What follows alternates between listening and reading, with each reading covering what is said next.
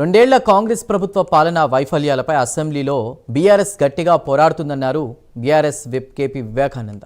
ఇక పాలమూరు రంగారెడ్డి ఎత్తిపోతల పథకంపై ప్రభుత్వ నిర్లక్ష్యాన్ని ఎండగడతామని స్పష్టం చేశారు. 6 గ్యారెంటీలు 420 హామీలపై ప్రభుత్వ దాటవేత ధోరణిని నిలదీస్తామన్నారు. గురుకులాల అసమర్థ నిర్వహణను, విద్యార్థుల మరణాలను కూడా ప్రస్తావిస్తామన్నారు.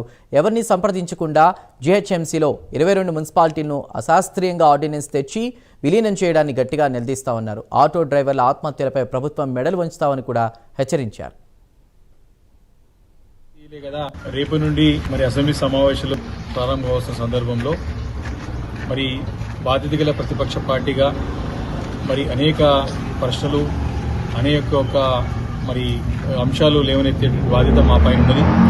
తప్పకుండా ప్రధానంగా మా బీఆర్ఎస్ పార్టీ యొక్క ప్రధాన అంశం పాలమూరు రంగారెడ్డి యొక్క అంశాన్ని ఇప్పటి వరకు కూడా ప్రభుత్వం ఇలాంటి సమానం చెప్పలేదు.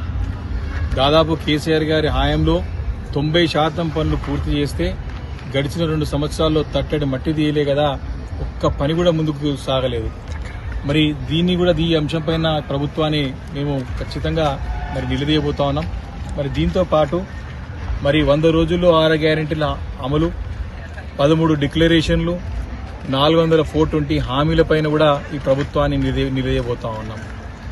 అంతేకాకుండా ప్రధానంగా ముఖ్యమైనటువంటి అంశం పిల్లలు ఎవరైతే గురుకుల పాఠశాలలో చదువుతున్న పిల్లలు చనిపోవడం బాధాకరమైన విషయం. వారితో పాటు ఆటో డ్రైవర్ల ఆత్మహత్యలు, దాంతోపాటు రైతుల ఆత్మహత్యలు, ఇలా అనేక మంది ఈ రాష్ట్రంలో ఏ రకంగా చనిపోతున్నారో మన కళ్ళ ముంగట చూస్తా ఉన్నాం. ఈ అంశాలన్నింటి పట్ల కూడా ఖచ్చితంగా ప్రభుత్వం